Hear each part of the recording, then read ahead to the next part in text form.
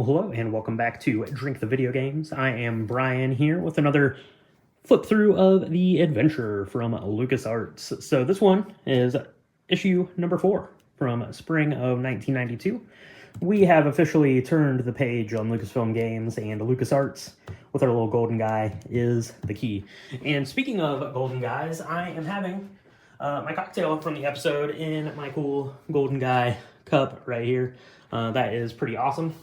The drink is good too. We're featuring that in the first episode of that. What do we have on the cover here? We've got X-Wing, fly for the Rebel Alliance against the Imperial forces. You got your X-Wing there. That is a really beautiful shot there of that. And let's get into it. So we've got an interview with Larry Holland. So Larry Holland was big here in our flight simulators for LucasArts, Lucasfilm games. You can go ahead and read that interview with him. That is pretty cool. And I like over on this page, it's got a little bit of kind of background of the planes that are featured within that game, the secret weapons of the Luftwaffe. That game got a lot of play here in these early ones. Let's talk about adventure games, point-and-click adventure games, right here a little bit, because the kitchen sink factor, one of the things, especially about the point-and-click adventure games from the late 80s, early 90s, was, that if you could pick up an object, you probably should, and it was going to combine with something in a really weird way. So that is pretty cool. So you've got Monkey Island there, you've got Indiana Jones there, the Secret of Atlantis, I think, is that particular one, or the Fate of Atlantis, sorry. There. And then, pretty neat, another Star Wars trilogy in the planning. Plans have already been laid for another series of Star Wars adventures, but not for the silver screen.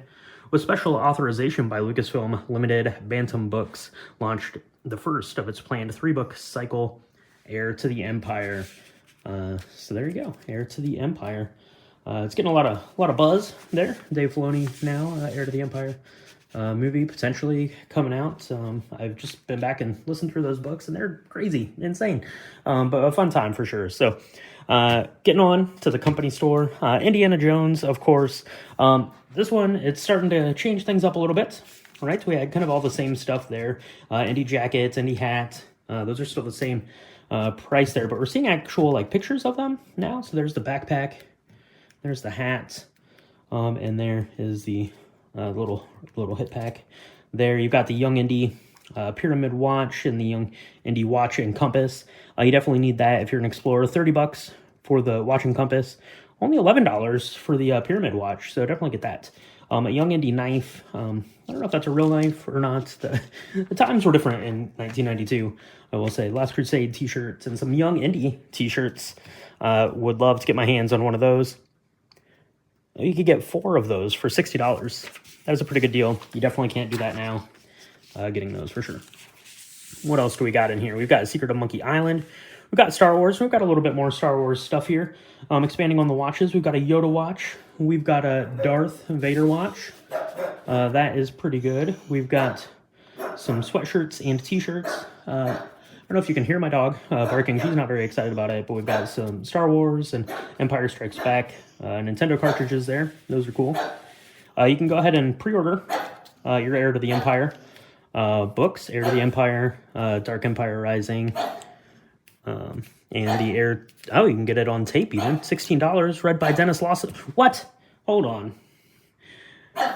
You can get Heir to the Empire, read by Dennis Lawson, who plays Wedge Antilles in the movie. What? Or you can get Dark Empire Rising, read by Anthony Daniels. Oh my gosh. A clue book, Star Wars poster. All the best stuff there. Going on.